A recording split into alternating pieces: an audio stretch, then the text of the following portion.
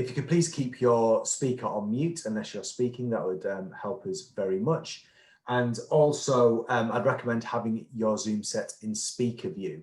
So in the top right hand of your screen, you should see an option to have either gallery view or speaker view. Speaker view means that whoever's talking is front and center on the screen for you. We're also going to be recording this session, and if you are a member of Make UK, you can access the recording after the session, and we'll also have a record of the chat. So if you have any questions that you'd like to ask throughout the session, there will be a Q&A slot after each of the speakers, but you can put your hand up the old-fashioned way, or if you prefer, you can put your question in the chat. That means we can get to it quicker, and it also means that if we don't have time to answer your question, we'll be able to come back to you after the session ends. So please do make use of that chat function. So as I mentioned, we've got a really good lineup of speakers today, and thank you to all the speakers for joining us. We are first going to hear from Troy Barratt, the MD of BAMUK Group, on how cybersecurity has impacted his business and the innovation that they do. Then we'll hear from Jacques Bonfrer, the CEO of Bot-Hive, a business that helps manufacturers link with the automation that they need. Then we're going to move on to funding the investment in innovation. Sandy from ABGI is going to talk about things like R&D tax credits that can help you fund the innovation that you want to invest in. And then Lisa Birch from A-Plan Insurance will talk about protecting that investment. So we're going to hear from companies who have walked the walk and invested in technology, how they have how to adapt their cybersecurity processes to make sure that they're safe, and then how to fund and protect that investment as well. We'll then hear from Aaron from Make UK, who's going to briefly talk about the results from our latest cyber resilience report, before moving on to our speakers from the National Cybersecurity Centre and the Department for Business, Energy and Industrial Strategy, who are going to do a deep dive into cybersecurity for manufacturing businesses. So as I say, it's a packed agenda.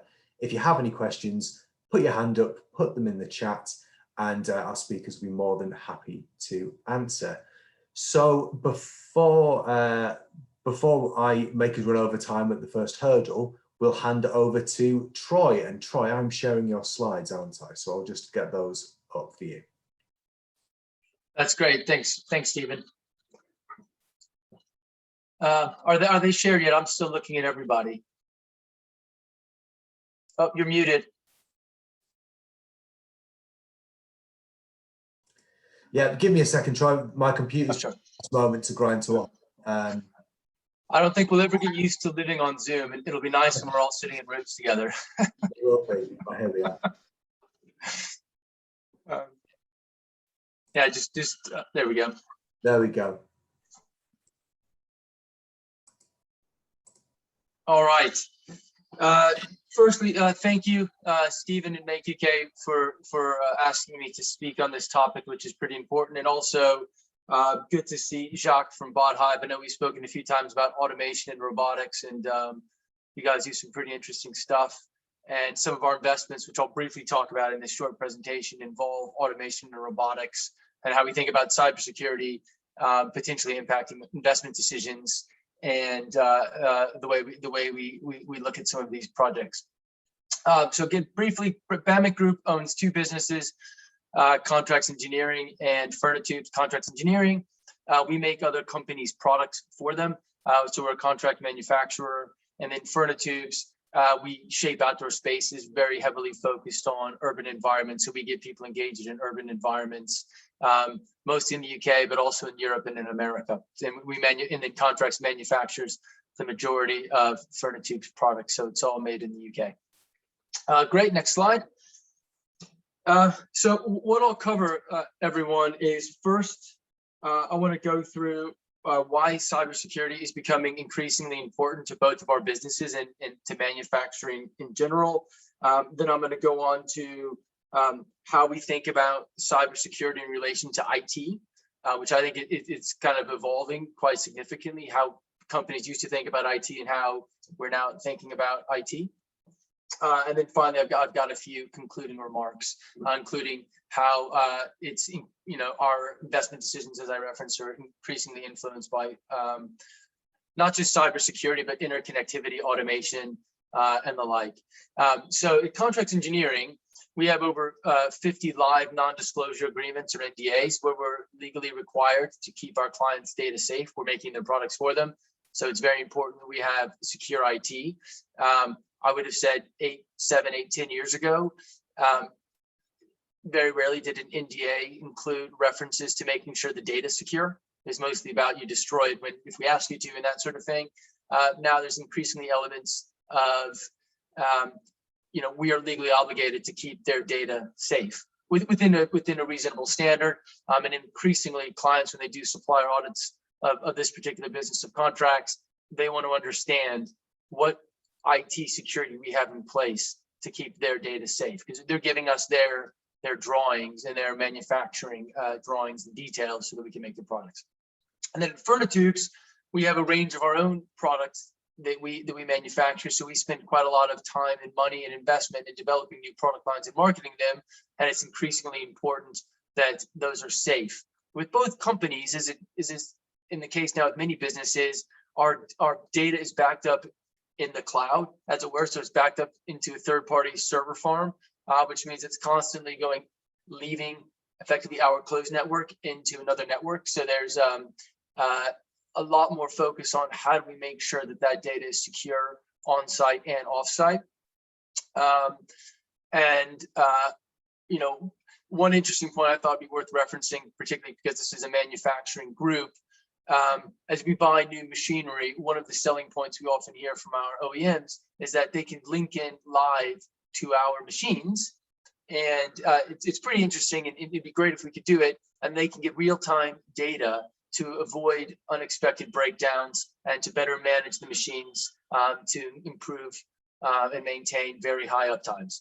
The challenge that we've had is that it effectively creates a backdoor. And our understanding is it quite often is the way that cyber hackers can get into big manufacturing companies is through the back doors of basically links into the machines, which is quite a big concern of ours. We're happy to say that our IT provider is the one that pointed this out to us, not the OEMs. And I'm not saying that the OEMs aren't aware of this issue, but when we first looked at it, when we put a new laser in a couple of years ago, it actually became the stumbling block that kept us from being able to do that. So this is where cybersecurity concerns are actually trumping what would otherwise be an obvious commercial decision, because it would improve the uptimes and very much reduce any unexpected downtimes on some of our key machines. Next slide, please. And within IT, I thought it'd be nice to take kind of a little detour in the history of how certainly we thought about IT. I would class us as an SME, and I think how many SMEs would think about IT. In the past, we felt we wanted to have a provider that would help us with things like selecting the right hardware to run our software. So what size server do we need? How do we link everything up? What computer should we buy for running 3D CAD versus an ERP system, so we have the right IT within our factory, our warehouse, and then in our offices in London. We look at a company that can build and maintain our internal network, link our capital equipment to our computers and our server, again, not outside, but link everything in to the company so it all works, so we can send CAD files to the machines to process. Setting up backup procedures, so if there is a localized issue, we have our data backed up, including someone accidentally deletes a file, and also a good antivirus package. For us, up until recently, the concern was someone gets a phishing mail and clicks the wrong link, and how do we prevent that from happening? And that was our concern. So it's more of a phishing issue as opposed to someone actively trying to break into our system, which we haven't had happen. And then also the last one we'd always want was, a good effective hotline for employee troubleshooting. So if someone's computer isn't working, they have someone to call. But now, however, we take all of that stuff as expected. And what we focus on is how do we maintain an up-to-date firewall, blocking software and hardware to avoid cyber attacks. And when we have discussions about capital equipment, we need to be able to talk to our IT companies about, okay, is everything secure? Another good example that I should have added here is with what happened with COVID. Our London office, everyone moved to work from home from our London office. So we needed an IT company, not just to set up a VPN, but to tell us how can we keep our data safe and secure now that we have, over a dozen people logging in remotely from their houses, from various places into our server. How do we know our data is safe and that we don't leave a back door in place? And that became the real driver in our IT discussions. Okay, next slide.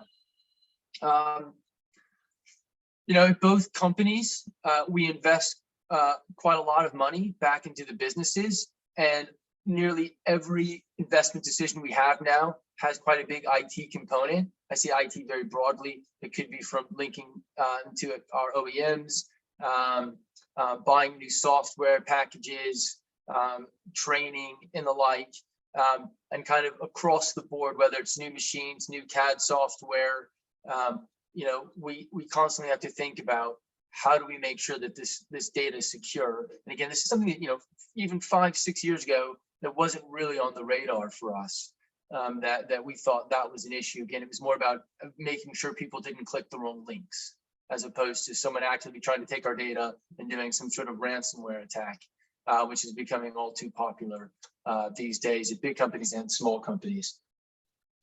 I'll keep this fairly brief so I can go on to the concluding remarks and then open it up if there's any questions. So I would say, the big takeaway for us, if you go to the next slide, Stephen, please, is that now as the Group MD, am more concerned about cyber attacks than I am about fires and floods and traditional business interruption risks. Actually, all the way down to when we're looking at our new insurance policy and our senior controller and our ops director going through insurance policies, I would understand what insurance coverage do we have for cyber attacks. Of course, floods, fires, and the traditional business risks matter for manufacturing companies because we all have big physical footprints. But it's the cyber attacks that I'm more concerned about. Is something that, hey, this really could happen to us in the next 18 months. We could get an email that everything has been shut down and our server's been corrupted, or that someone's holding us ransom. So that is increasingly a focus of mine. It's something that I think will only increase for us because, as I said, every investment we make generally takes us deeper into automation, robotics, basically the digital world. More and more of our business is run through software. I think there's very few parts of our business that wouldn't be impacted. Another good example, 5 years ago, we had local accounts software that we backed up. Now, even our accounting software is in the cloud, like it is with many businesses. So virtually all of our data is in the cloud and moving in and out of our physical sites back to wherever these server farms are. And then just to really hit the point home before I open up for questions, we have a board level meeting every quarter, and we go through a risk register. And now cybersecurity is one of those things, just like key man risk, key client risk, supply chain risk, that we review is to making sure we're kind of keeping a good read on our risk register and our opportunities register. But really, cybersecurity comes up every time now. How do we make sure we're secure? When's the last time we had an audit to make sure that everything is secure? Because it is this sort of thing, just like we would think of a flood or a major electrical fire or some other shutdown or COVID, but this isn't really a COVID discussion. Is a topic that we know at a senior level, it's something that it's a material risk that could happen to our business. So we need to think about it regularly and not kind of get caught flat-footed. That does it. I would be happy to answer any questions or add any more detail if I covered anything too quickly. Thank you, Troy. Are there any questions for Troy either in the chat, or feel free just to speak up on the call? Well, I think kind of a sort of half comment and half question for me, Troy. I think it's really interesting, and I'm going to steal some of Aaron's thunder here from later. One of the results from the survey that we did recently is that of the manufacturing businesses that we asked, nearly half of them had suffered some form of cyber attack in the last year. So the fact that you say it's a key concern for your business is absolutely what we're hearing from other members as well. And I think there's an interesting perception that I sometimes encounter amongst our members, is that cyber attacks happen to companies who operate in a very, whose customers are very technologically advanced. So it happens to people like Sony, or it happens to someone like Siemens. A business like yours, yes, you have automation, you have some very clever systems to make what you make, but the products that you're actually developing, they're not necessarily high tech, but you're still at risk from this.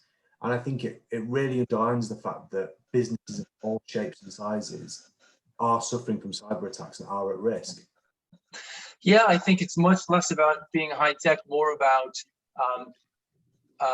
cyber criminals finding companies where they can just extort some money.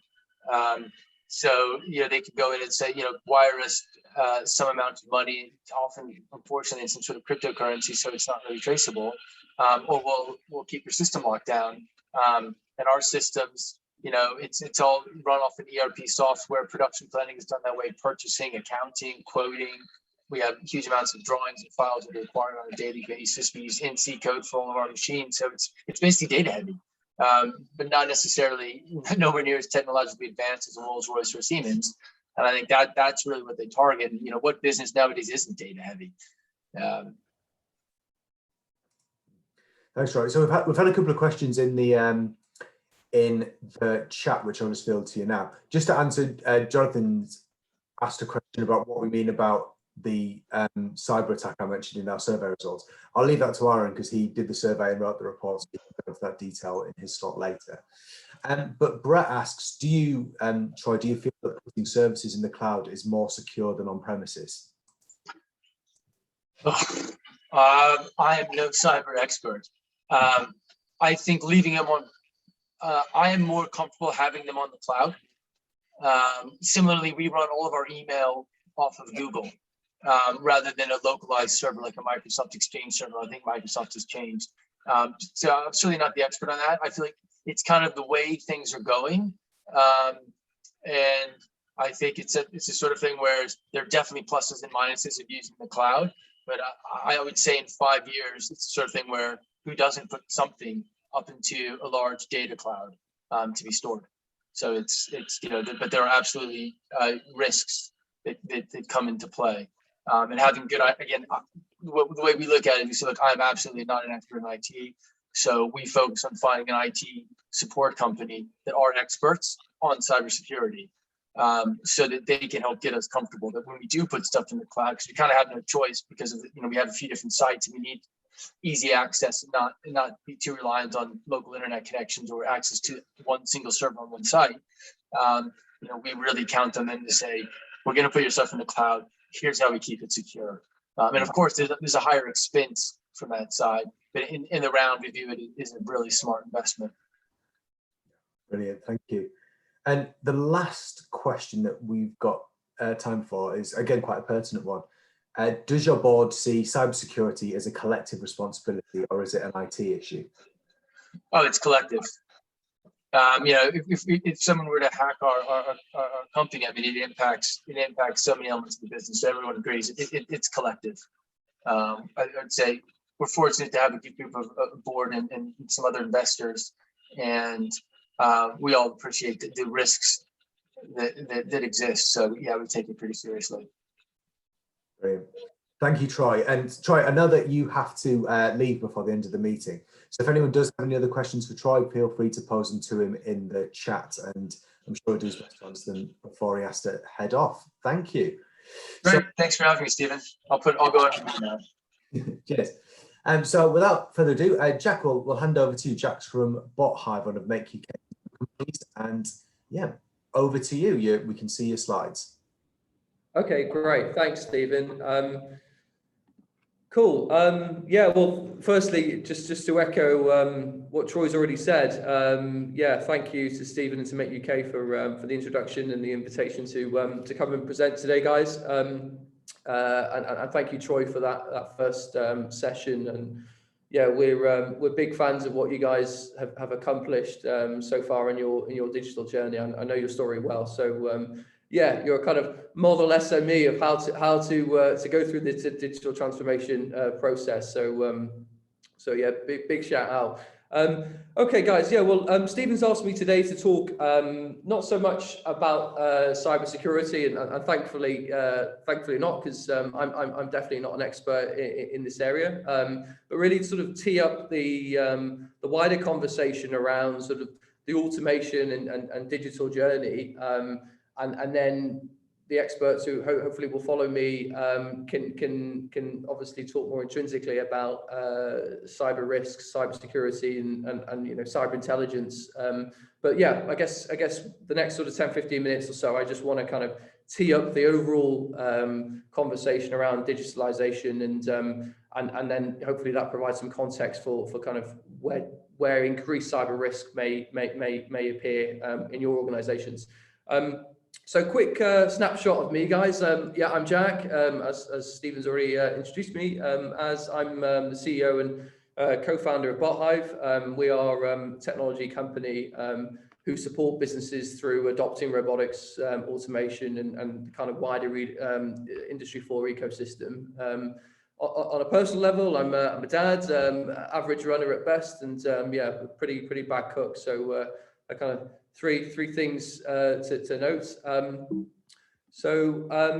Cool. So yeah, just to give the presentation a little bit of structure, I'm going to start by sort of looking at the automation journey, guys, and looking at best practice from what we see of businesses who have gone through the digital journey very well, and very much the process that we take our customers and partners on. I'm then going to provide a little bit of sort of case study analysis and showcase some examples of where businesses have done this really effectively. If we've got time, I'll summarize some key do's and don'ts, but if not, then I'll provide that, or hopefully Stephen can provide that as a sort of follow-up. Then finally, I'll sort of finish on what we see as kind of Industry 4 experts, where we see the automation journey kind of going, and that, yeah, hopefully then tees up, you know, the sort of scale of where, yeah, cyber security really comes in, and the risks that are associated with that, many of which, you know, Troy has sort of outlined already, I think.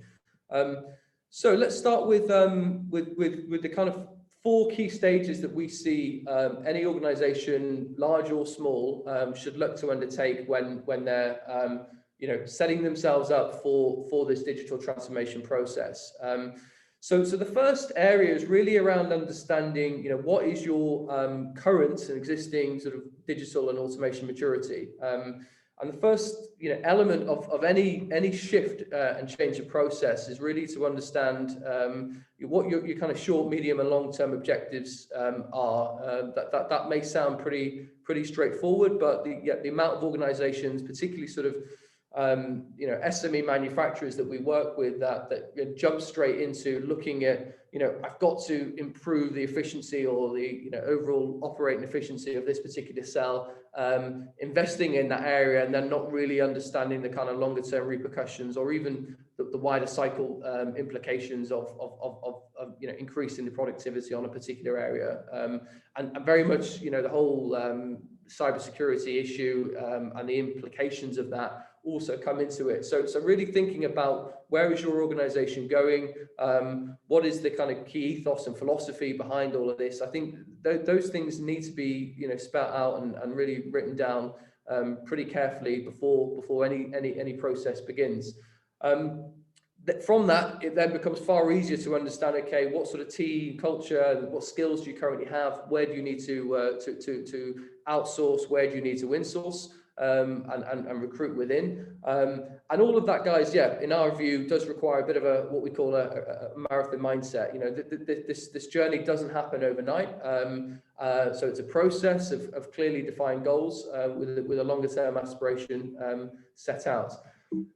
Moving on to sort of stages of 2 and 3 then, guys, and I'll speed up a little bit through this because this is a bit more specific to automation and robotics. But sort of stage 2 really is then, once you've got the first phase of it understood, it's then putting that into a roadmap, okay, and understanding what is the wish list, what is the order of priority, and then that can very much lead and feed into what's the technical ecosystem that we're looking at, and then, you know, whether you're outsourcing that or whether you're looking specifically at certain systems, that will start to affect how you think about cybersecurity, and what actual actions and technologies and processes you need to put in place. And then very much what is the team around that? Okay, who's going to make that happen? Who's going to manage that? That they're obvious and important things to consider as well. And then, yeah, next phase is really understanding, okay, what is this system design process that we need? You know, how am I building the most efficient and lean version of the specification that we've outlined in stage 2? And I think in a very, very important part of this, which invariably leads to more data and more interconnectivity in the way that you're operating your business, is underpinned by what is the kind of proof of concept that you develop. Key ways of doing that in today's world are by building digital twins, by building simulation models of your material flow, your current shop floor cycle processes, etc.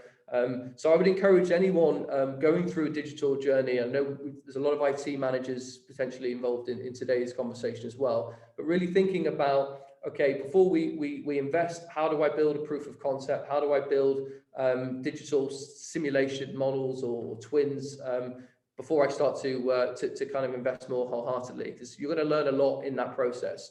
And then finally, once you've done that, you're then getting into the kind of core business case element of this.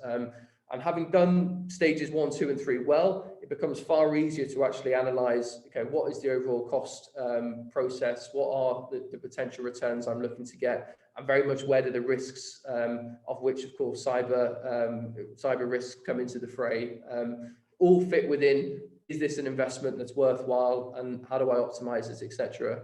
And invariably then, you're going to get into the question of, how do I finance this? What grants applications are available? How do I, offset this against tax credits, etc. And I know we've got some experts to cover that off shortly. And then very finally, I'm just going to move my screen around here. So putting that into kind of a process, guys, and just being very specific. And this is, it is to do really with how do we support customers. If you do this well, this may sound a bit sort of top level and might not sound particularly relevant to the size of organization or the kind of digital journey that you're on. But this doesn't have to be, particularly extensive. It can be a 6 to 8 week strategy. We typically have a couple of workshops with our partners and customers, and then it's a kind of 6 times weekly call. In terms of sort of automation investments, to set some expectations, if you've not yet done that before, most kind of first stage projects, certainly if you're trying to plug them into your existing ecosystem and process infrastructure, you're looking at about sort of 100 to 150K investment. That can be offset into kind of monthly expenditure depending on how you operate your financing and you decide to pay for that. And then, projects kind of typically last about 3 months. And if you do all those things well, then you're looking at a kind of payback period of around about 9 to 18 months. So just wanted to map that out, guys, before we kind of jump into a couple of case studies. But this is a sort of process that we see the companies that have done and got the best results from digital transformation. These are kind of 4 key stages that they've done well and gone through before they really make their investments. In terms of time, I think I'm okay. Just looking at some common user cases, and then I'm going to throw up some examples of case studies then. So kind of where does automation work best, and how should you think about automation in terms of your overall processes, where to start, where to finish, etc. So we map that out into kind of 3 categories. The first being what we classify as primary preparation. Okay, so that's really mapping out all of your processes of materials coming in, how you're preparing your process lines, etc.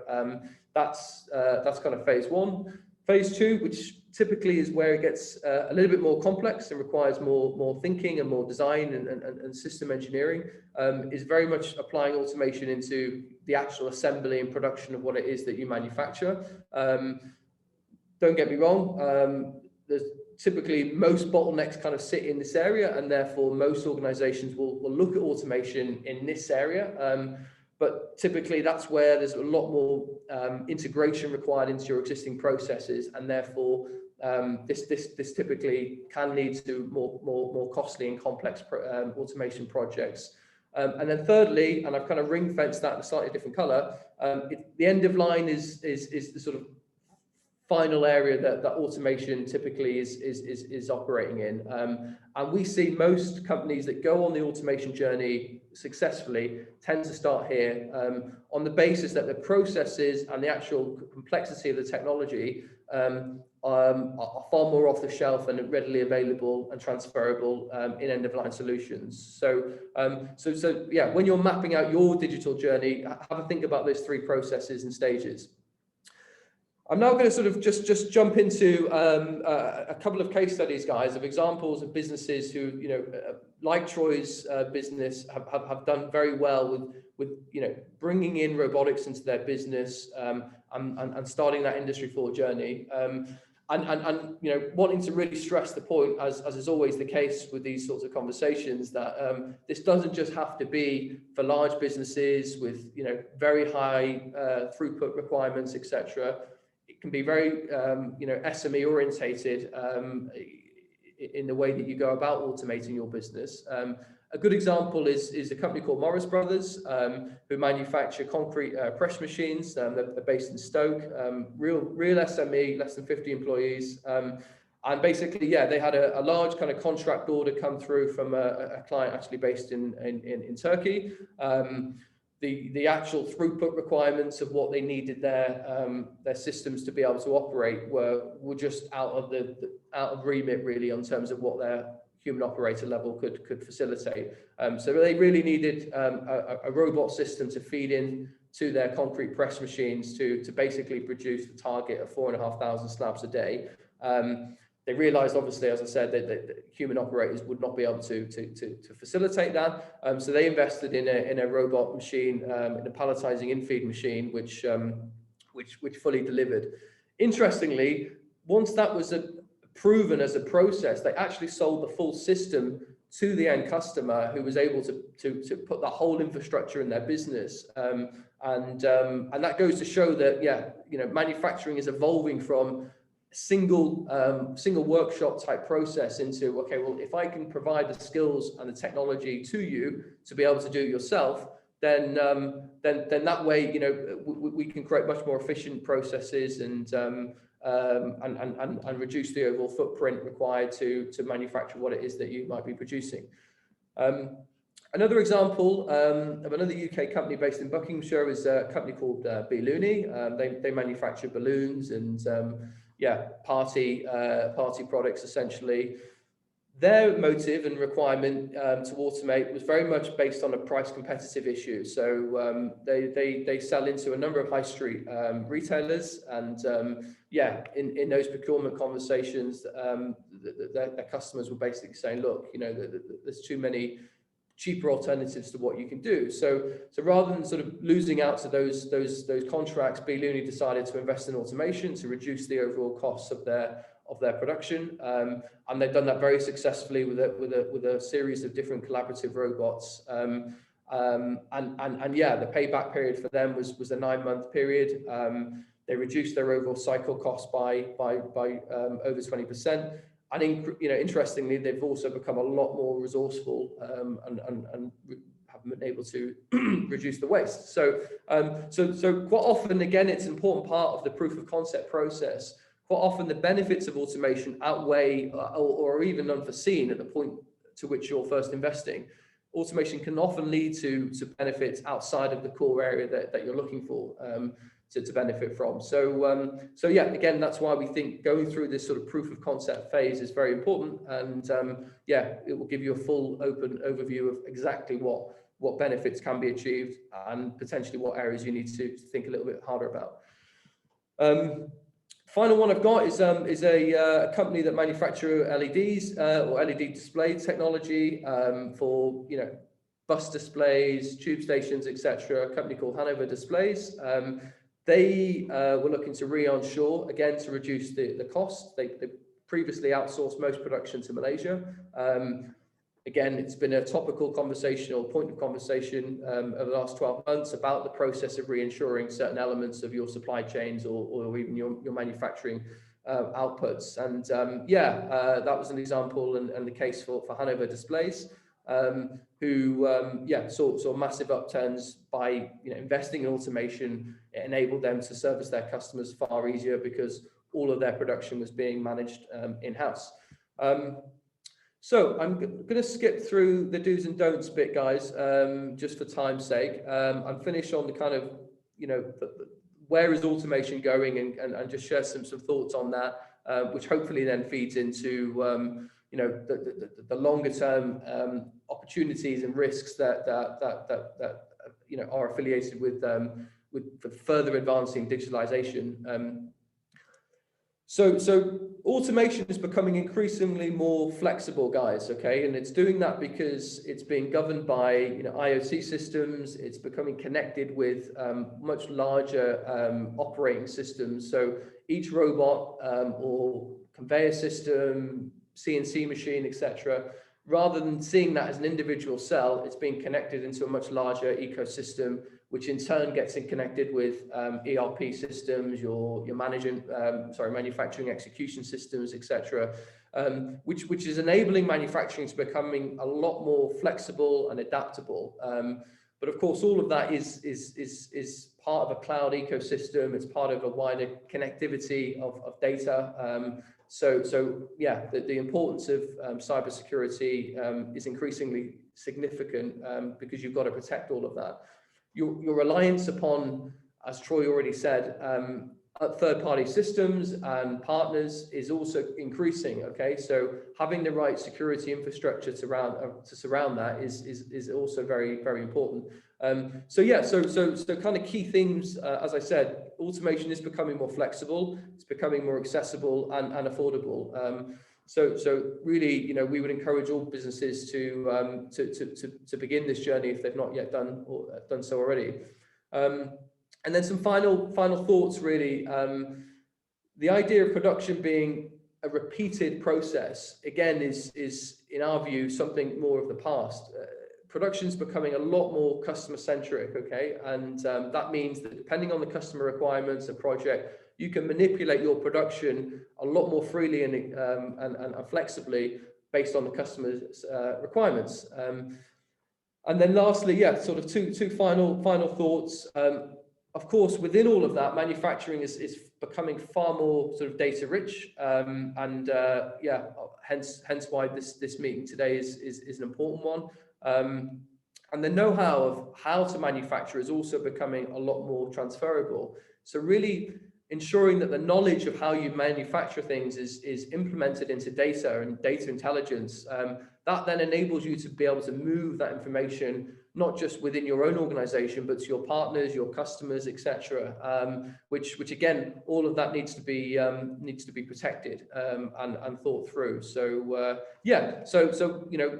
there's some final kind of thoughts and themes that we're seeing increasingly become the case with our customers and partners. Now obviously happy to answer any questions based off what I've said. Thank you. Brilliant. Thank you, Jack. Can you stop sharing your screen, please? Thanks. Perfect. So yeah, that was really interesting. And because we're quite tight on time with all our speakers, we don't have time for live Q&A. We'll come back to it at the end if that's all right. But if you've got questions for Jack, you can pop them into the chat and he'll be able to answer them for you. I think what was the reason I asked Jack to do that presentation, and thanks for doing it, is it underlines the point that yes, we're here today to talk about cybersecurity, which is naturally talking about risk to your business. But the other side of that coin is that there is huge benefit to investing in innovation and huge benefits to investing in technology. Troy touched on it with the benefits his business is seeing, and Jack's done a great job of underlining it there as well. So let's not let the cybersecurity side of what we're talking about today scare us off doing the innovation and growth piece. And speaking of innovation, in quite an unplanned but good segue, paying for it is always a question that comes up quite early on in the conversation. So Sandy, I'm going to hand over to you to cover off how people can go about doing that. Thanks very much, Stephen. Let me just share my screen. If I can find it. Share. There we go. Okay, can everybody see that now? Yeah. Yeah, great stuff. Good. Good morning, everybody. Sandy Findlay from ABGI.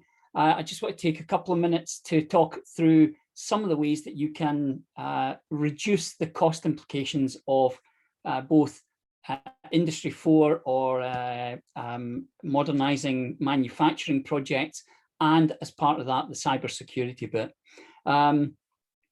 Just to sort of set the scene, as I was listening to the two previous speakers, it struck me that a lot of what I'm about to talk about today is not specifically cybersecurity. A lot of the pressure, a lot of the challenge coming from the government just now tends to be around digitalization, and modernisation of manufacturing processes. A big part of that introduces additional cybersecurity risks. So automation involves interaction between your own plant and often other people's equipment, as does integration of manufacturing systems, and digitalization will often take, it will break the security of your own network. To give you an example, there was a company 2 years ago manufacturing automated insulin pumps, which were internet ready, and they had to remove 6 pumps off the market because hackers could log into the pumps and remotely adjust the quantities of insulin that were being pumped to patients. So there are real risks there. Every time we look at a digitalization or an integration project, we create new cybersecurity risks for ourselves. Who are we? It's not moving. There we go, that's it. ABGI are an international consulting group. We work with businesses to help accelerate their innovation activity, and we do that by identifying and securing appropriate forms of funding. That funding will generally be in 3 forms. One will be grant funding, the other will be tax incentives, and the third area of funding tends to be commercial funding. So I'm going to start off by talking about grant funding today. And hi everybody, Sandy Findlay from ABGI here. Thanks for inviting me along today. I just want to take 2 minutes of your time to give... Sorry, hi everybody, Sandy Findlay from ABGI. I've got a soundtrack running there now, I didn't even realise it. That's really put me off my stroke. Which grants are available? I've looked specifically at Innovate UK grant funding because that covers the whole of the country. The first one to look at is the Innovate UK Manufacturing Made Smarter grants. This is an extension of the Made Smarter initiative that ran in the north of England for 3 years. It's a £150 million fund. It helps companies look at new manufacturing technologies and the introduction of Industry 4 principles into their manufacturing processes. So again, it's that automation, integration, digitalization piece. Now, the Manufacturing Made Smarter have just approved £20 million worth of projects in manufacturers, which started in April, and the next round of applications will open in the next 2 to 3 weeks. Alongside the Manufacturing Made Smarter grants, there is also a Manufacturing Made Smarter catalyst, which is hosted by the Digital Catapult. And again, there's peer-to-peer learning, there's external expertise, there's up to £20,000 available to support prototyping, there's proof of concepts and proof of materials projects and support within the Made Smarter Catalyst. And there's also funding for work around minimum viable product projects. So it's worthwhile being aware of that particular fund. There's nothing that's specifically cybersecurity, but again, if you're looking to integrate your own manufacturing systems with input from external systems, or if you're looking to automate those systems and create greater information sharing through the IoT, it's worthwhile taking into account the cyber security issues around there and to build that into the project plan and the project costs if you're applying for a grant. The second one is much more cybersecurity specific. It's the Industry Strategy Challenge Fund Digital Security by Design grant. Main problem I have with that is that it's supporting projects of between £1.5 million and £4 million, which is probably out with the scope of most of the companies that we work with. But there are opportunities there to approach Innovate UK with collaborative or consortium projects. So if a group of companies are working on a particular project which has obvious digital security issues, then the consortium can approach and look for funding or grant funding towards the project. It tends to support activities around hardware, architecture, software development, and also systems development, tool development. So one to be aware of. And again, if there's a consortium approach available, they are certainly worth taking advantage of. The third grant area is Knowledge Transfer Partnership. It runs across the whole of the UK and provides research associates into companies for between 12 and 36 months. It also provides ongoing assistance and expertise through further education, higher education, research and technology organisations, and also the catapults. So you get a research assistant with specific knowledge or expertise in an area that your company lacks. They take on the job of progressing a particular project, and they have the institute behind them to provide knowledge and support where they may be lacking. The typical costs for a KTP project will be around £75,000, but there is no upper or lower limit to the value of the projects they'll support. And generally speaking, you will receive 30 to 60% support for the cost of the research associate coming into your company. And also the payment that your company makes towards that associate is actually eligible for R&D tax relief. And then finally, just as I move on to tax reliefs, the other area you want to be aware of are local or regional grants, because again, particularly in the English market, there is a lot of inconsistency in the grants that are available. So make yourself aware of those. Talk to your local growth hub or to your local enterprise partnership group.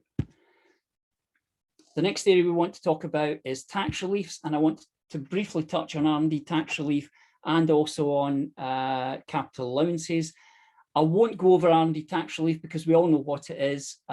For SMEs, there's 25% if you're in a profit-making position, 33.5% cash back if you're in a loss-making position, and for those companies having to claim through RDEC, 9.7% net relief, which will go up to 10.5% over the next year because Rishi Sunak increased the relief to 13% in the last budget. Now, what do we have open to us? We're looking at projects that look to achieve an advance in science or technology. That could be the automation of a process which has previously been manual.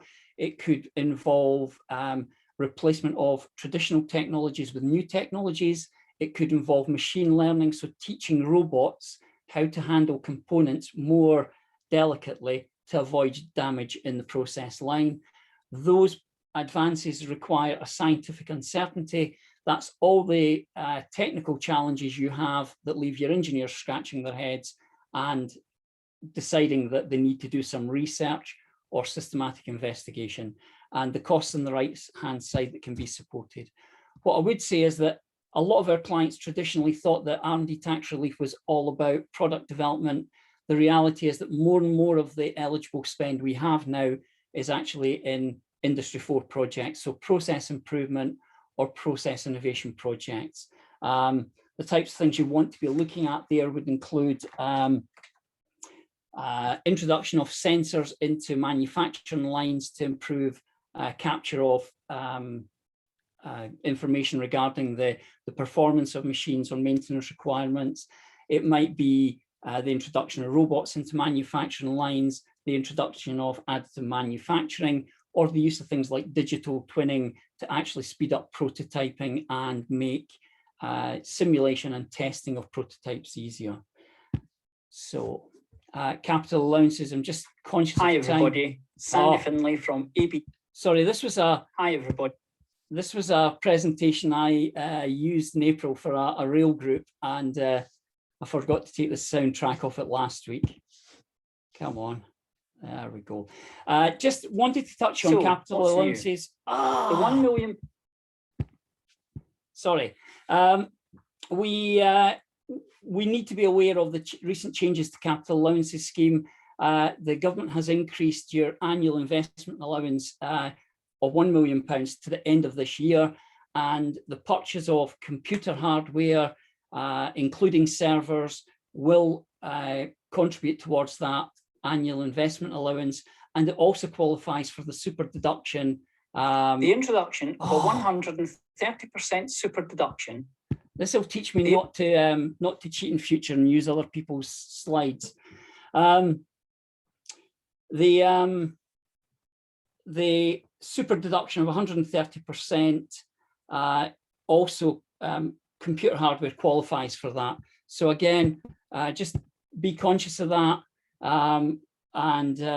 When you're looking at acquisition of new computer equipment or new manufacturing hardware, robotics, sensors, all of those will qualify for the annual investment allowance, the super enhancement, and some of them, if they're aiding the environmental impact of your business, will qualify for the special enhancement 50% reduction or 50% capital write-off in the first year. And I think I'll leave it there, Stephen, before my soundtrack kicks in any further.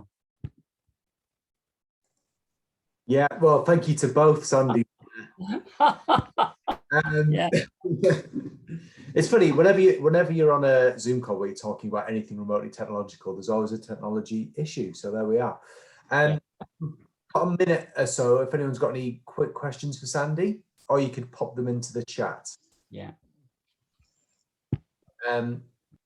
What I would say is, yeah, Sandy is an absolute expert on R&D tax credits, so feel free to ask very, very detailed questions of him in the chat, and he'll do his best to answer them for you.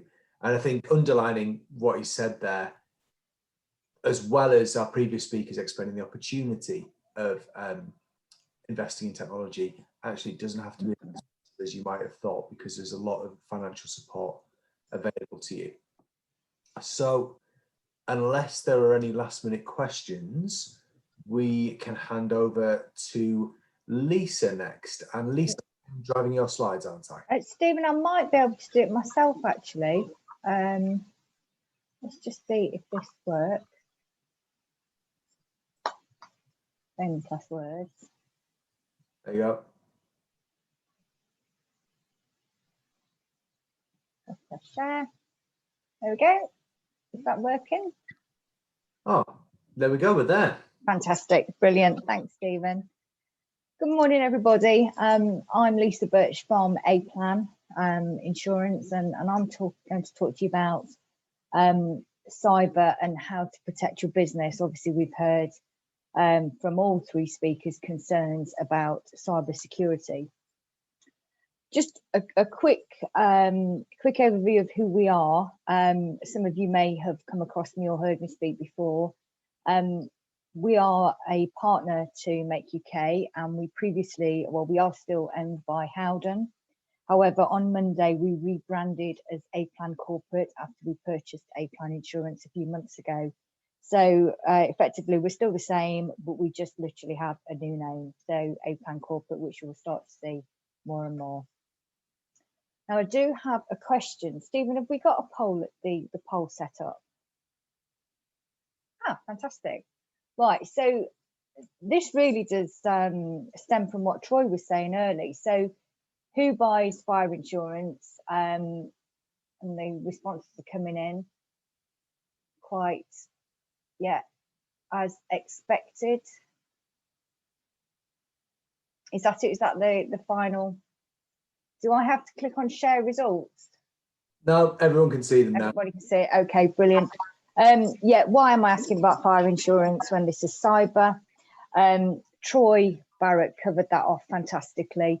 As expected, that would be quite a high answer. If I'm talking for our manufacturing clients, 100% of our clients purchase fire insurance.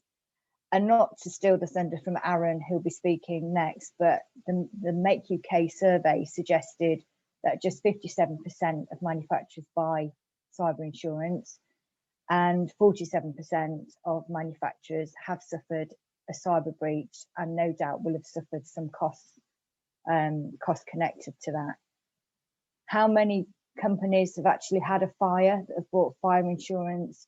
It will be significantly low, I would say around 10% and below. So as what Troy said, cyber is very, very important. but the take up of insurance is still relatively low. Oh, I'll just click onto that. Oh, okay, sorry. So I just wanted to run through some of the reasons why you should buy cyber insurance, or you certainly should consider cyber insurance.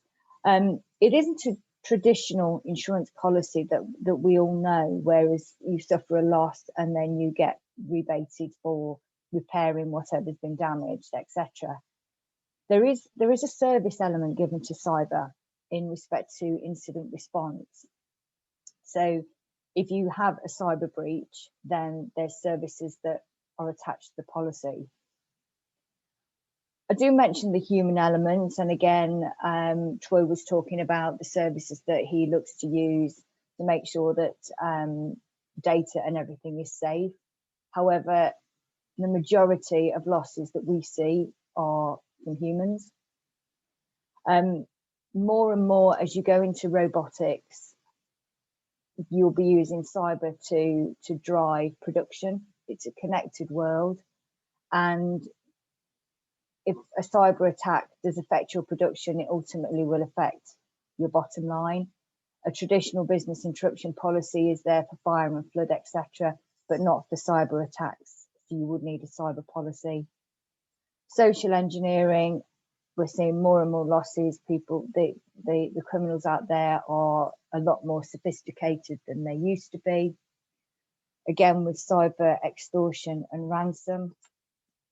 And then the final concern we have is emotional distress, which potentially could be the new PPI.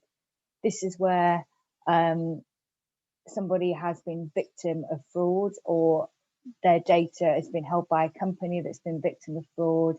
Their data has gone out into the dark web, and they could be looking to make claims for emotional distress, and we have started to see these. And I will just cover some common claims examples later on in this. But as I mentioned, this is an insurance policy that is not quite a traditional policy, so it will give you an incident response. So if you have a policy, they'll help you with immediate action and reporting anything to the ICO. Do you have within your business a breach coach or a breach team? Would you know how to access specialist IT forensics, legal assistance, and even a PR agency to minimise reputational damage? And I think we can all think of at least one example where a very large company didn't manage the PR very well, and they really fell flat on their face. All this is covered under a cyber insurance policy, because it's in the insurer's interest to nip this in the bud straight away. And I think earlier somebody did mention about cyber attacks. Is the assumption that they are going to the larger companies that have probably got a lot. The assumption is they've got a lot of data. That's not really the case. Cyber attacks are going to any business, because every business does hold data. And the assumption is that the larger companies out there have probably got a very big IT team to cope with this, whereas some of the smaller companies may not have that luxury. The next area, again, covered within a cyber insurance policy, is support over cyber extortion and ransom. Ransom costs started around 5,000, they're now starting at 100,000. And if you did have a ransom attack, do you know how to negotiate with hackers? And do you have knowledge of the dark web, or even how to access bitcoins? And if you did pay, is there a guarantee that they wouldn't do or would do what they said they hadn't do? Again, this is all expertise that is included with an insurance, with a cyber insurance policy. So it isn't just a traditional, we've had a loss, we want to make a claim. And as I mentioned earlier, the biggest threat for cyber is humans. Employees are the greatest asset, but they are your greatest risk on cyber. So down to the laptop left on a train, accidentally clicking on a link, victim of social engineering fraud, email inadvertently sent to the wrong person. It's so easily done. And we have had a very, very difficult year for everybody. And there will be some disgruntled employees out there. I know there's been some concerns between employees that were furloughed versus employees that were non-furloughed, both thinking that they've got the worst option. So there could be some losses from this. So just give you a couple of examples and sort of the costs of claims that we are starting to see. Inadvertent incorrect email sent to somebody that included payroll data and home addresses. As I say, it's very, very easily done. Having that helpline number with an insurer, they'll help assist in notifying the ICO in the time frame. But there was a claim made for the employees for emotional distress, thinking and knowing that their data could be out there. There's the credit monitoring that the company would have to do. But each employee was offered £1,000 for emotional distress. £1,000 isn't a lot of money, but when you have got a number of employees, that does soon mount up. We've then got, as I say, there could be some disgruntled people out there, a malicious employee. This is where an employee received an extortion demand, threatened to release confidential data unless some money is paid. So the insurer appoints the IT forensics, they know who to work with. The IT forensic team discover it was the manager that had used privileged access to create the demand. The IT forensics then found out that actually no data had been harvested. So they were able to say to the ICO, actually, there hasn't been a breach. The IT manager was convicted, but the total cost of that was 45,000. So had the company not had an insurance policy to rely on, they may well have paid 125,000 ransom. Doing that, they wouldn't have found out who was behind it, and also, well, it didn't matter whether they paid it or not because actually the data wouldn't have been lost. But having the IT forensic on board, they were able to resolve this quite easily. But the cost of the forensics is £45,000. And again, having an insurance policy that can pay that is certainly beneficial. And then the final one is social engineering, and this is still happening. Again, it's down to the human element, very, very easily done, particularly if it's late on a Friday afternoon, request payments to the new account. The proper due diligence checks wasn't followed. They just thought, oh yeah, we think that the subcontractor was going to change, paid the money into the criminal account. Subcontractor chases the money, and of course it's been long gone. Cost of this was £20,000 for the payment, and also £2,000 in respect of the cost that the insurer dealt with by trying to find and to get the money back, but it was long gone. So they're not huge losses, but they are losses that will affect your bottom line if you have them, and if you did pay by cyber insurance, then these losses will be covered. And as I say, as what Troy said, fire insurance is what everybody does buy, but actually the main losses and the big losses are now coming in from cyber. So in summary, the threat is high, but insurance take-up is low, albeit more and more companies are looking to buy cyber. There's a lot more to cyber insurance than what you would get traditionally, and we're only human after all, because that is really where the losses are coming from. So the Q&A, which I know Stephen says put in the chat box or anything at the end, that's my details. But if your insurance broker should most definitely be talking to you about cyber insurance. If they're not, please contact me. We have a lot of deals in place for cyber, and we can get a plan or a policy that that will suit you.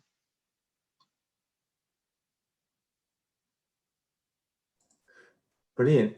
Thank you, Lisa. And yeah, any questions, please do pop them in the chat. I think, yeah, really good underlining there of the financial cost potentially of cyber attacks. And as Lisa said, our speakers already have underlined the importance of cybersecurity to a business. Aaron's about to go into a bit more detail on that as well. And the fact that there is low insurance uptake to cover that risk, I think is a bit of a discrepancy that perhaps needs addressing by our members. Tim Wright has asked if he can jump in for 30 seconds. Yeah, go for it, Tim. Hi, can you hear me all right? Yeah. Brilliant. It's just picking up on something that was just said in that last presentation with regards to it not just being big companies. Just for a bit of an introduction, hi, my name's Tim. I work for a group called OE Electrics. I previously worked for ASOS.com, if anybody's heard of them. And I'm a software developer and work with a lot of systems and automation and such like. I do a lot of projects from home as well. So I have a couple of home servers that are just batting about pointless bits of websites that people aren't generally accessing.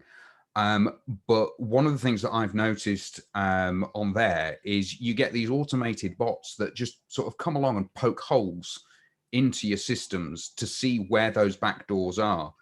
And it's not people thinking in their minds, oh, right, well, this is a big company, I'm going to go and try and hack them. It literally is an automated bot that's just passing through the internet going, oh, is this door open? I'll have a go at it. So basically what I'm trying to reinforce is what has already been said is it's not those big companies that are being targeted. It is literally anybody and everybody who can get hit by this. So just because you're a small company doesn't mean that you're not going to get hit by an attack. Thank you, Tim. That's, yeah, I think that is a really important message. It's pretty indiscriminate, isn't it? It's no good sitting there thinking, oh, well, actually, no one's going to go for me. They're going to go for a bigger company instead, because it's random. And if you've left your door open, then someone's going to walk through it at some point. Aaron, I'll hand over to you now because you've got some really interesting statistics on what that looks like for the manufacturing sector. If you bear with me a second, I'll just share the slides you asked me to share. Perfect, thank you.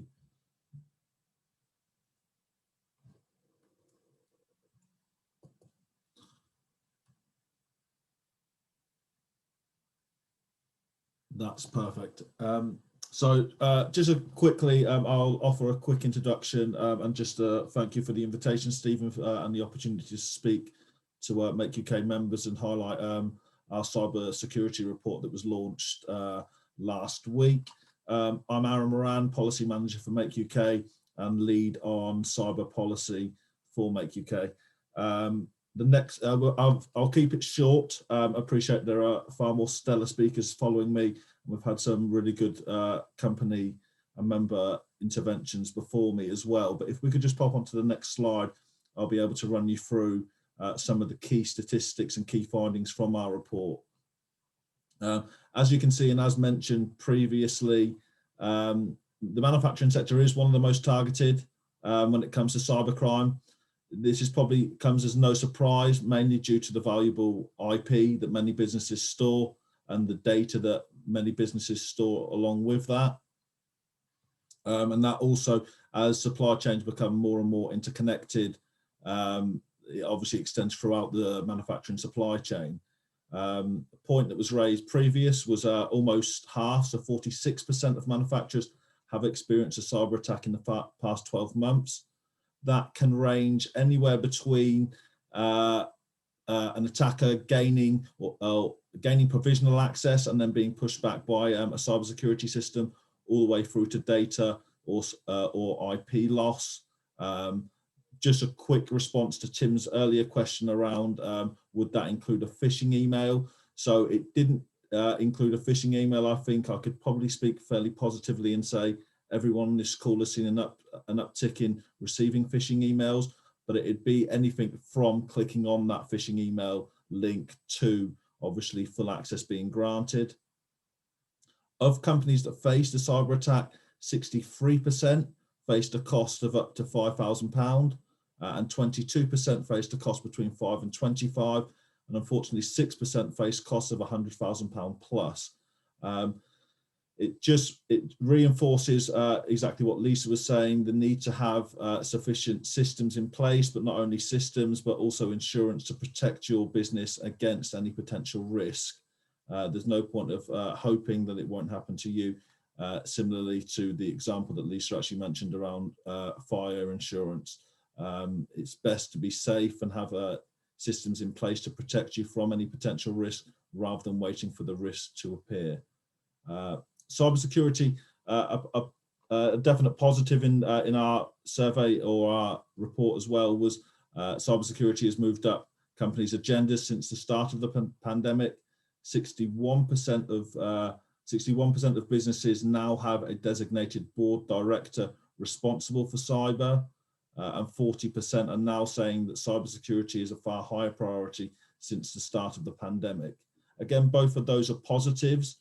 Cybersecurity is now in a lot more businesses' foresight and is definitely moving up the priority list, which is definitely going to be welcomed by Make UK.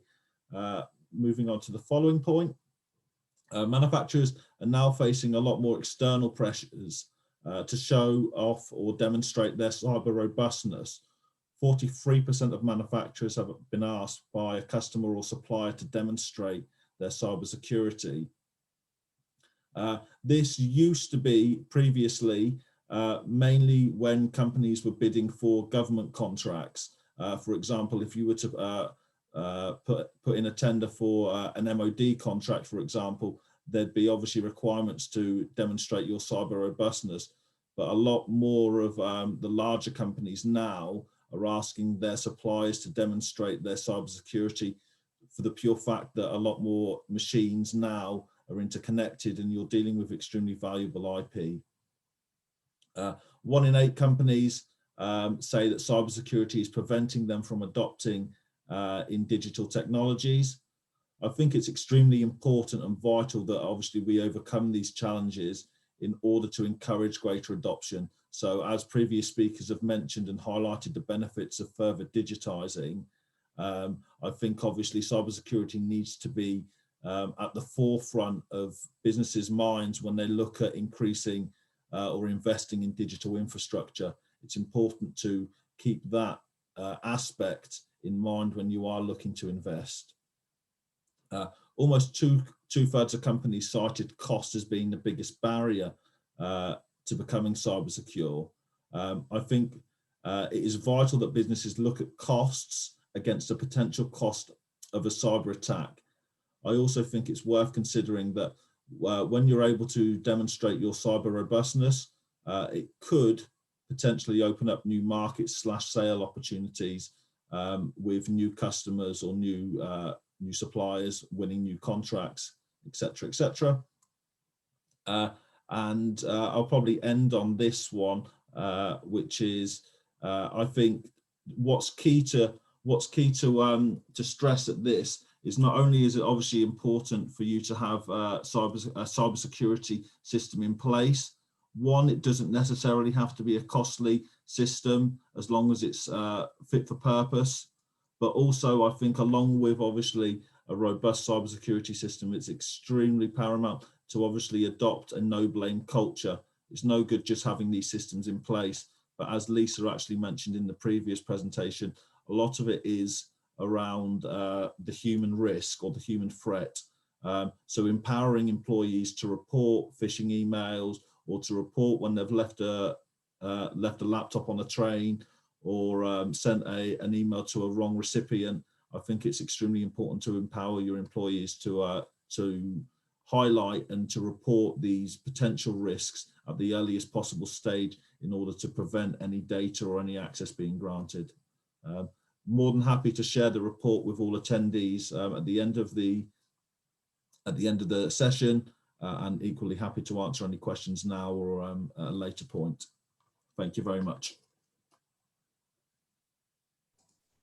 Brilliant, thank you, Aaron. And yeah, just to reiterate, we will send the link to the report around after the event. And I'm obviously biased because I work for Make UK, but it really is a fantastic report and delves a lot deeper into what Aaron was saying there.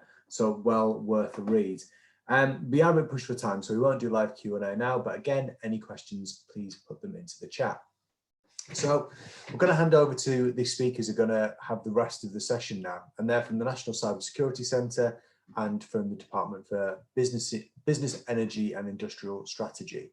Now, one quirk I should bring to your attention is that they may not have their cameras switched on. That's not because they're shy, it's because of the nature of their work. They've got security protocols that means they might not be able to turn them on. So I will hand over now to Ian, and Ian, I will present your slides as well if you give me a second. Great, thanks Stephen, and good morning everyone. I hope you've enjoyed the session so far. Just to say thanks to Stephen and the Make UK team for organising the event and for the excellent report that Aaron's just kind of run through there. And thanks also for inviting us along today, and to the great speakers we've heard from this morning. I've found them really, really interesting. So just to introduce myself, my name's Ian Granger. I work in the cyber policy team within the Department for Business, Energy and Industrial Strategy, or BEIS for short. And I'm here today with Roseanne, my colleague from the National Cybersecurity Centre, who I will hand over to shortly to speak to you about some of the cyber threats facing the manufacturing sector, but also crucially what you can do about them in response. And we'll have some time for questions at the end, so please feel free to put your questions in the chat and we'll do our best to answer them. So if you go to the next slide, please, Stephen. Thanks. So before I do that, I wanted to just briefly outline the wider context we're operating in and really where BEIS fits into the picture. It's worth saying that cybersecurity is rapidly increasing in prominence within government, and this was underlined by the recent integrated review, which the government published in March, and which you might have seen discussed in the media. And this calls for a whole of society approach to boosting the UK's resilience, and really highlights that the distinction between security and prosperity is being eroded, and it really recognises that the two go hand in hand. One of the key pillars of the strategic framework within the integrated view is to sustain the UK's strategic advantage through science and technology, and cyber is a key element of this. The integrated review also identifies the key importance of cyber in driving economic growth, boosting productivity and supporting innovation. And in line with this, a new national cyber strategy is being developed at the moment, and we expect to be published later this year. If you go on to the next slide, please, Stephen. BEIS has traditionally focused on developing the cyber resilience of its 5 critical national infrastructure sectors, and their energy, excuse me, nuclear, chemicals, post and space. But with additional funding from the National Cybersecurity Programme, my team has taken on an expanded function to begin to work with priority business sectors, including manufacturing in particular, in recognition of its enormous economic significance and the challenges and opportunities it faces in terms of cybersecurity. We're working closely with our BEIS manufacturing policy colleagues, as well as with the NCSC, who are the technical experts, to understand where the greatest opportunities lie to support enhanced cyber resilience and what more the government can do. Now, the 2017 Made Smarter review, which I'm sure many of you will be aware of, estimated that over 10 years, industrial digitalisation could boost UK manufacturing by £455 billion. And as some previous speakers have alluded to, the pandemic has only accelerated further the dependency and reliance on digital technologies. And we really see cybersecurity as a key enabler for digitalisation. And I think, again, previous speakers have sort of drawn that point out in their presentations. Now, one of the 2 barriers to improving cybersecurity in the Make UK report was actually understanding the importance of cybersecurity. So in order to increase the level of understanding of the overall risks within the sector, we've commissioned NCSC's strategic assessment team to produce a report on cyber threats to the manufacturing sector. Now, this is currently in production, and we hope it will be published in the summer and give a broad overview of cyber threat capabilities and motivations regarding the sector. And this morning's session will focus on one key element of the threat landscape, which others have actually alluded to already, which is great, and that's ransomware, given the potential impact it can have on companies both directly and indirectly. It's also, ransomware has been illustrated dramatically in the last few days with something you might have seen in the media, and that was the ransomware attack on a US oil pipeline, which actually led to it being shut down. And that's the biggest oil pipeline in the US. So really quite a sort of clear illustration of what cyber attacks can do. But beyond building our understanding of threat, we're also looking at a range of measures in collaboration with the NCSC for how we can collectively support the manufacturing sector. That's fair to say we're still early on in that journey. And as is often said, you may have heard this several times, but cybersecurity is very much a team sport, and fully sort of buy into that. And we believe that the need for partnerships and effective information sharing between public and private sectors will only continue to grow. So we'd really welcome engagement from you, and we're very happy to speak to companies to hear their views. So please do get in touch if you'd like to discuss further, and we'll have contact details at the end of the presentation.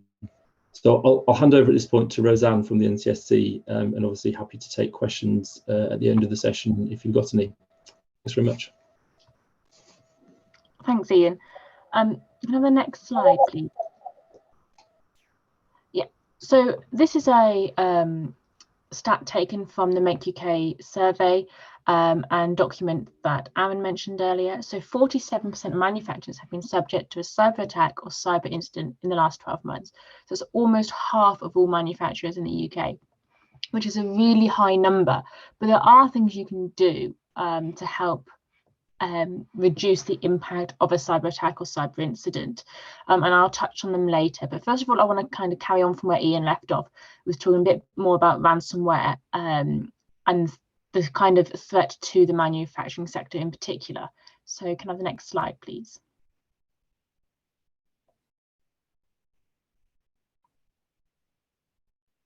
Okay, so today's threat briefing will focus on ransomware, as this is one of the most common cyber threats that the manufacturing organisations face, hence the previous stat of 47%.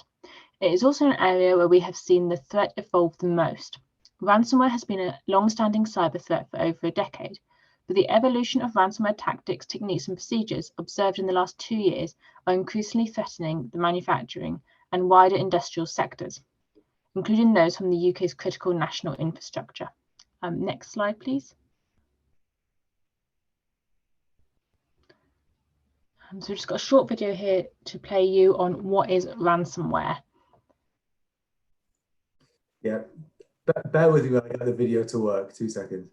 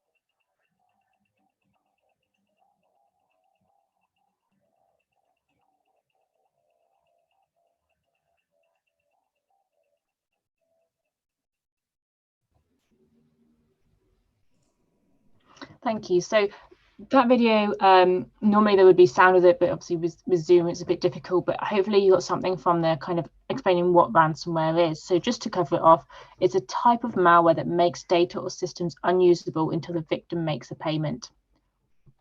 So that is the NCSC definition of what is ransomware. Thank you. So evolution of ransomware. Ransomware tactics, techniques and procedures used by cyber criminals can be broken down into 3 key evolutions. So firstly, targeting. Cyber criminals are shifting away from the more traditional scattergun approach, where they seek to target organizations and individuals indiscriminately. Now, they are increasingly targeting larger enterprise networks, including those that rely on high availability of their systems, such as those within the manufacturing sector. It's clear they are realizing that potential monetary value in disrupting this type of organization or sector. Secondly, reconnaissance. Cyber criminals are taking the time to develop extensive knowledge of victims' network through reconnaissance before deploying ransomware. There are various terms used to explain this methodology, namely the post-compromise approach, a human-operated ransomware. What it means is that actors will first investigate a target's network to understand their business-critical systems and data. At this stage, they are also trying to identify any security weaknesses which may allow them to deploy ransomware with much greater impact. It is also during this reconnaissance stage that an actor will attempt to find and delete any backups found on the network, as well as form an assessment of how much a victim might be willing or able to pay. And I think that links into what Tim was saying, is that, you know, they do test stuff. They send bots out that will test backdoors, entry, that kind of thing. And this is in the reconnaissance stage. And finally, the double extortion. This evolution has quickly established itself and is becoming more routine. Once a victim's network is compromised, actors are increasingly stealing their data before encrypting it. This allows for 2 opportunities for cybercriminals to put pressure on victims to pay. Firstly, the traditional ransom demand for the decryption key to recover encrypted files. But if that fails, we are seeing a second demand to stop the release of data that has been stolen during a ransomware attack. And it is in the reconnaissance stage I've just mentioned where actors are developing acute awareness of sensitive or valuable data. So next slide, please. So double extortion is a trend that has quickly established itself, and a number of criminal ransomware groups now have websites to showcase stolen data.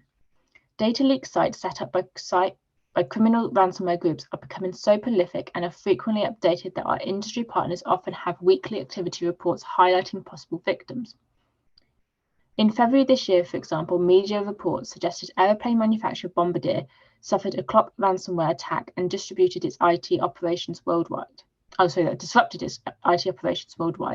shut down its email and enterprise resource planning systems. Data was shared on the ransomware group's leak site and included design documents for various Bombardier airplanes and plane parts. In the context of manufacturing, there is a risk that data stolen or leaked by cybercriminals could contain highly sensitive information, such as intellectual property, proprietary process details, and information on suppliers and customers, etc. We are also seeing criminals starting to get more creative in ways to monetize their operations. We have increasingly seen attempts to auction the data off. This not only increases the pressure for victims to pay by giving them a deadline, but it also acts as an attempt to generate income from others beyond the actual victim. On the slide, you will see an example of rival actors auctioning data on their website and trying to sell the data by providing a description of the number of files available and their context. So there you see it on the right-hand side of the screen there, over 10,000 files are available. As well as these evolutionary tactics, we have also begun to see a few examples where companies suffered a second ransomware attack within 6 months of the initial hit. We judge that it is likely that the amount of time invested and acquired knowledge of the network by these groups will lead to criminals revisiting networks at a later stage to see if there are further opportunities to attack again. Next slide, please. So, ransomware threat to industrial control systems and operational technology. Over the last 2 years, we've also seen that ransomware is increasingly affecting operational technology or industrial control system networks. The threat is twofold and can be characterized as an indirect or a direct threat. Firstly, the indirect threat. So most ransomware that has disrupted industrial manufacturing operations has been IT network focused and therefore indirectly impacted operations on the plant floor. As cybersecurity firm Dragos state, IT technologies such as enterprise resource planning software is often integrated with OT assets, such as data historians containing processed data to distribute information across a company. By encrypting the enterprise resource planning system and related files on a work session, the ransomware could stop vital communication and record keeping, forcing the victim to halt manufacturing processes. Alternatively, some actors have proven their capability pivot from the IT to OT networks in their victim's environment and deploy commodity ransomware. In some instances, this has resulted in disrupting some Windows-based OT network assets that are perhaps linked to an organization's enterprise network. Human machine interfaces and data historian assets are just a few common assets to be impacted. A useful case study to highlight occurred in December 2019 when Ryuk ransomware disrupted operations at a US gas compression facility. The actor first gained access to the IT network through spear phishing. The actor then managed to pivot from the IT network onto the operational network and deploy the ransomware, which affected Windows-based ICS assets. As a result, the facility's operators partially lost visibility into the operational environment, forcing a controlled shutdown of the entire pipeline asset for 2 days. So secondly, the direct threat. In some cases, we have seen that actors are developing more sophisticated ransomware to contain specific ICS OT functionality. Specifically, some ransomware samples include ECANs and CLOP have been found to contain kill lists, which seek to terminate ICS OT processes when deployed. The most talked about malware in this space has been ECANs ransomware. First discovered back in December 2019, it was quickly picked up in the media for its reported ICS capability. Then in May, we saw a spike in ransomware attacks attributed to ECANs. The first high-profile attack was the one against Fresenius Group, who are one of the Europe's largest private hospital providers and manufacturers of dialysis equipment. And since then, Honda and Enel Energy Group have also suffered ransomware attacks attributed to ECANs. The key takeaway is the impact of operational downtime. As you're probably familiar with, Norwegian aluminium producer Norsk Hydro in 2017 had to resort to manual processes for some time following a ransomware incident, and it cost Norsk Hydro approximately £25 million in lost productivity and remediation costs. Next slide, please. Criminal marketplaces. So criminal marketplaces offer a platform that is proliferating the threat of ransomware. Organizations need to be aware that compromised login credentials and remote access are being sold on criminal marketplaces, as we saw in a few previous slides with the auction side. Remote access being sold on marketplaces has been around for years, but there has been an increase in the number of places that are now solely selling access as a service. This is where a forum focuses solely on selling initial access onto a victim's network. Ransomware as a service strains also continue to dominate. We assess that it's highly likely that ransomware as a service strains will continue to be the top variants affecting UK victims in 2021. A lot of ransomware groups also use affiliates to conduct attacks. In September 2020, Revil operators started a recruitment campaign to recruit affiliates, which we assessed likely indicates the scale of unexploited opportunities. Groups often advertise on forums or for affiliates who will go through a vetting process. And it is these affiliates who will actually conduct the attacks, likely with the tools and techniques provided by the group for a share of the profit. Ransomware as a service and affiliate model has almost certainly increased the difficulty for attribution of actors behind the attack.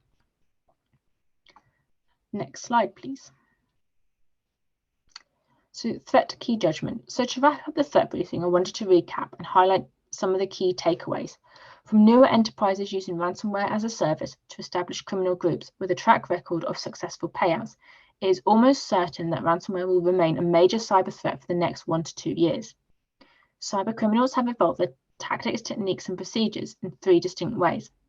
They are investing more time and resources in targeting large enterprises, showing extensive knowledge of the victim's network through reconnaissance activity, and routinely stealing data to leak off or auction off online if a ransom is not paid. Ransomware is a cross-sector threat. Although cyber criminals are realizing that disruption to operational environments can be extremely costly to a business. Consequently, over the last 2 years, manufacturing and wider industrial sector organizations that rely on high availability are lucrative targets. And that doesn't matter what size you are either. It can be a small business, micro business, it can be the large businesses as well. it is likely that ICS/OT related ransomware attacks will increase globally over the next 1 to 2 years, either through commodity ransomware disrupting both valuable IT and ICS/OT networks, or through refined malware affecting ICS/OT assets more directly, leading to a loss in visibility into the operating environments. Ransomware can have a substantial impact on a victim's organizations, which financially can be quite damaging. Organizations may potentially face operational downtime, have to resort to manual processes, and spend money in restoring their networks. Next slide, please. So we're looking at products and guidance now. So what can you put in place to help minimize the effect of ransomware or plan should that event happen? Next slide, please. So the first thing I wanted to bring to your attention is the NCSC has a response and recovery guide. So as a UK business, there is a 1 in 3 chance you will experience a cyber breach. When something happens, such as a cyber incident, it can be really difficult to know how to react. We understand you want to resolve the problem and get back to business as soon as possible. One way you can limit the impact of a cyber breach has on your business is to be prepared. So small and medium businesses have told us they need help and advice on business continuity planning, covering questions such as, how can I ensure I'm prepared to deal with a cyber incident? How do I react to an incident? How can I get back to business as usual? What do I report? Who do I report it to? And perhaps most importantly, how do I stop it happening again? For these reasons, the NCSC has created the Response and Recovery Guide. It provides small and medium-sized organisations with a guide about how to prepare their response and plan their recovery to a cyber incident. Implementing steps from the guide could reduce the amount of time it takes you to get back up and running again. So the steps are shown on the screen. You've got prepare for incidents, identify what's happening, how to resolve the incident, reporting the incident to right stakeholders, and more importantly, learning from the incident for next time. So within the guide, under each of these kind of 5 headings, there are numerous different steps and advice points that can help you to implement those steps and become as prepared as you can be. And I'm more than happy to share the link after this presentation so that you can all have access to that if you want to go and have a look. Next slide, please. So you're probably thinking now, I know what ransomware is as a threat to my business. How can I be prepared to lessen the damage? The answer is backups. Up-to-date backups are the most effective way of recovering from a ransomware attack. The NCSC has seen a number of ransomware incidents lately where the victim has backed up the essential data, which is great, but all the backups were online at the time of the incident. That's not so great. It meant the backups were also encrypted and ransomed together with the rest of the victim's data, ultimately meaning that they had no clean backup from which to restore, so they would have lost everything. So we always suggest that you scan backups for malware before you restore files. Ransomware may have infiltrated your network over a period of time and either sat there dormant or replicated to backups before being discovered. So you don't want to kind of, install your backup and then find out that that's also got ransomware on, or find out that's also got malware on. So it's really important to do those scans before you start restoring those files. So next slide, please. Exercise in a box. So when looking at planning and preparedness, cyber exercising can help you to understand your organization's preparedness and resilience to cyber attacks. Exercise in a box covers the fundamentals of cyber exercising, which helps you to find out how resilient your organization is to a cyber attack and to practice your response to critical cyber incidents in a safe environment. You will be able to create summary reports from your organization from the exercises, which may help you to identify and improve ways of managing cybersecurity threats. So exercise in a box, there are a number of different exercises on there, ranging from the 3 to 4 hours, right down to 15-minute micro exercises. So I've just pulled out 3 here today, just to give you a bit of insight in. So the first one we've got is responding to a ransomware attack. This is a micro exercises which lasts around 15 minutes. It's a short and sharp exercise focused on ransomware, exploring the topic using a combination of interactive activities covering the definition of ransomware, the impact, and responding to a ransomware attack. Secondly, we've got supply chain. This is a discussion-based exercise of 30 minutes to 1 hour, and it's to understand and discuss the risks associated with relying upon suppliers to deliver products, systems, and services, and the processes that your organization has in place to mitigate these risks. Ultimately, you may have the best cybersecurity in the world. You may be the most secure manufacturing company, but if your suppliers have no cybersecurity in place and have nothing, you are only as good as your weakest link, and unfortunately they are your weakest link. So we really I would really encourage manufacturers to look at this supply chain exercise, just to understand a bit more about, you know, what can you put in place for when you take on a new supplier. Are there certain criteria that you ask them to check against or provide evidence that they've got in place, just so you know that they have some kind of security, especially if you're sending files or designs or intellectual property between yourselves. And the last one that's on the screen there is a phishing attack that leads to a ransomware infection. So it's a discussion-based exercise again, but this is an hour to an hour and a half long. And it's to understand how well you are protected against phishing emails and how you could recover from a ransomware infection. So it covers preventing malware damage, avoiding phishing attacks, and backing up your data. So there's a lot of repetitiveness in this presentation about backing up your data, as that is one of the key things that we're trying to get across to all sizes of organizations at the moment. Next slide, please. So one question that we always get asked at the NCSC is, should I pay the ransom? So the NCSC supports the National Crime Agency's recommendations, who generally advise not to pay the ransom, as there is no guarantee that you will get access to your device or data. If you do pay the ransom, your computer will still be infected, you will be paying criminal groups, and you're more likely to be a target in the future because they know that you will pay. Attackers who also threaten to publish data if payment is not made. To counter this, organizations should take measures to minimize the impact of data exfiltration. The NCSC has guidance on protecting bulk personal data and logging and protective monitoring guidance, which can help with this. Next slide, please. So 1 in 3 companies would not report a cyber attack if they had been subject to one. This is a really concerning threat and concerning stat, as we want businesses to feel confident enough to know where to report it and to report anything that they have, anything from a phishing email to a full-on ransomware. You know, if we can report it and we can have records of them, then, you know, the police can link it up. If there's other instances, we can look for trends, we can look for patterns that they do. So next slide, please. So reporting phishing. Phishing is a major issue to everyone, not just in our work life, but also in our personal life. We have probably all received the emails or text messages about HMRC tax rebate, TV license has expired, and more recently, COVID vaccinations, all of which will request you to enter your bank or personal information. But did you know you can report these? So a year ago, the NCSC created the SIRS service, which stands for Suspicious Email Reporting Service. As of the 30th of April 2021, so after a year of running, the number of reports received stood at more than 5.8 million, with the removal of more than 43,000 scams and 84,000 URLs. To report a phishing email, you can forward it to report@phishing.gov.uk. Suspicious text messages can also be forwarded to the number on the screen, 7726. This is a free of charge short code, enables your provider to investigate the origin of the text and take action if it's found to be malicious. You are also encouraged to report cybercrime to Action Fraud. So you can do that via their website, you can send them an email, you can phone them up. I think they've also got an online form as well. So any type of cyber breach, cyber incident, it could be that you've had your social media hacked, you've got a phishing email, you've got a denial of service, you've got ransomware, it should all be reported to Action Fraud, which is the police database for these kinds of reports. So next slide, please. So going back to the previous stat about people wouldn't report it if they had a cyber incident, we wanted to sort of make you aware of where to report the incident to.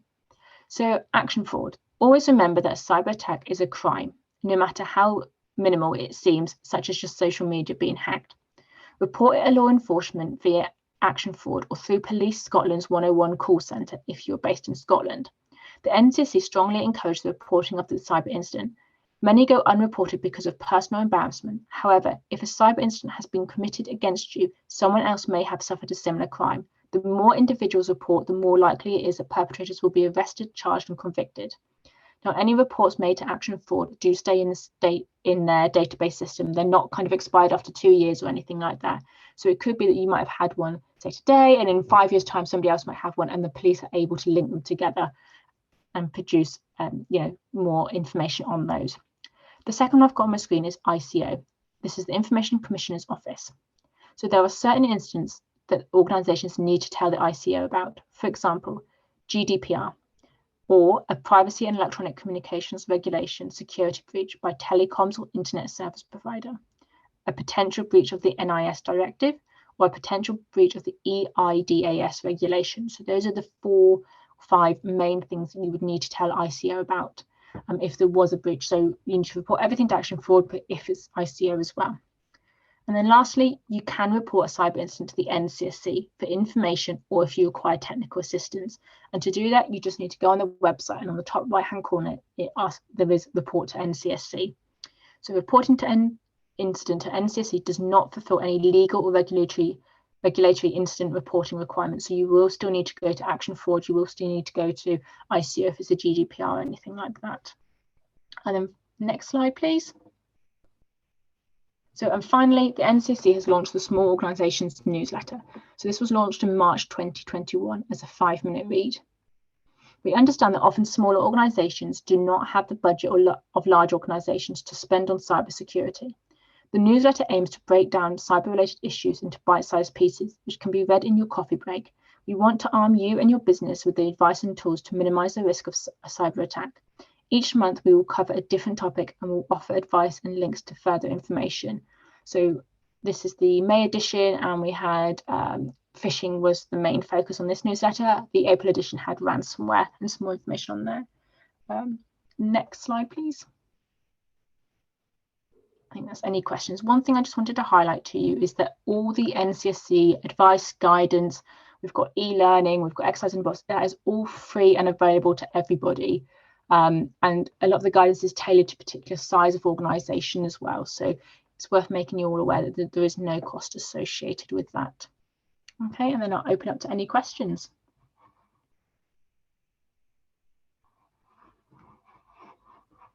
Thank you. So yeah, any questions in the chat, or feel free to ask them now. There's a lot of detail there and a lot of resources available to members as well. Yeah, does anybody have any questions?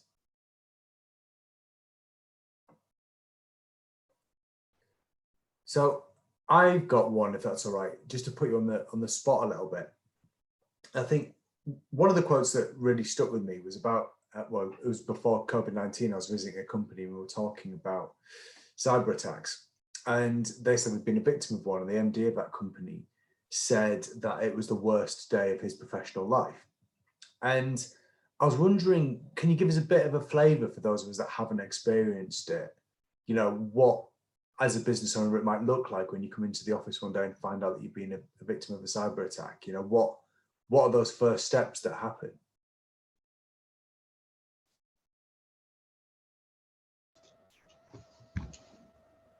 Did you want to cover that, Rosanna? Should I chip in? You can chip in if you want, Ian, that's fine. Sure. Yeah. So I suppose it's, you know, it's often helpful to hear these kind of case studies, isn't it, to make it real. And sort of I don't know if people are familiar with the NotPetya attack that happened in 2017, which was a piece of disruptive malware that looked like ransomware, but was actually the work of state actors. But that affected organisations globally and often took out their entire global corporate network. So everything went basically black for them. All the screens, you know, across their entire office, you know, and their global network were unavailable. So, you know, often the first steps are around just establishing the scale of impact. But you know, one of the key things is sort of having an incident response plan and having tested that, so that when that kind of thing happens, you know, you have processes and procedures in place. And you know, potentially some companies will also have sort of incident response companies on a retainer potentially that they can reach out to. That's a very good thing to have, but you know, clearly not every company may have the resources to do that. But it very much is, I think, sort of establishing the scale of the impact and working through hopefully what you've got in place, which is an incident response plan. But I suppose that's the emphasis Roseanne was putting on earlier about sort of making sure that you've done some of that exercising so that you are prepared and can kind of can work that through. Thanks, Ian. I've had another question as well. And Aaron, I think you could probably cover this perhaps a bit better. Someone else has asked what exactly constitutes a cyber attack as suffered by the 46% of survey respondents. Aaron, could you jump back in there, please? Yeah, happy to do so. So I think obviously cyber attack is a hard word to define because there's not a specific remit to what you define as a cyber attack. During our survey, we used a definition of anybody that had their cybersecurity tested. So ones that had cybersecurity, their cybersecurity had recognised a potential risk or potential access trying to be gained. And the ones that obviously hadn't had cybersecurity in place or a cybersecurity system in place, obviously they were well aware that they'd potentially lost data or lost IP. But it is an extremely broad word and probably hard to define. I'd probably maybe encourage Rosanna or Ian to maybe chip in slightly, but that's just the remits of what we use a definition for our survey.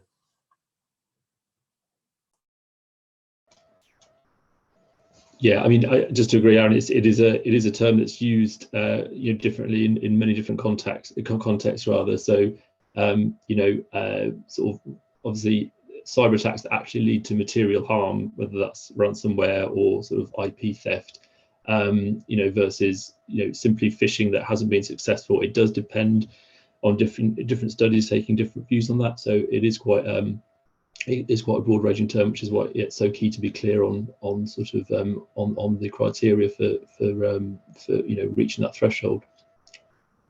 I think one thing that I would just sorry, I was just saying one thing Aaron did say earlier was that it isn't just receiving a phishing email, so some sort of action has to have taken place. So it was companies that had received a phishing email and someone had clicked on it. So just to be clear that an action has to have occurred. It's not just getting that contact. Sorry, Rosanna.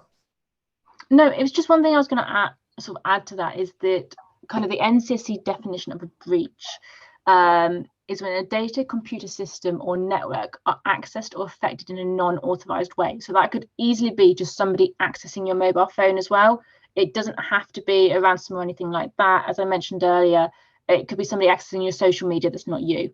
That is a cyber breach, and it could be classed as a cyber incident as well. So basically, it's unauthorized access to any of your computer, network, devices, anything that's connected to the internet, your mobile phone. If you've got an iPad or a laptop, anything like that, is somebody trying to get in there.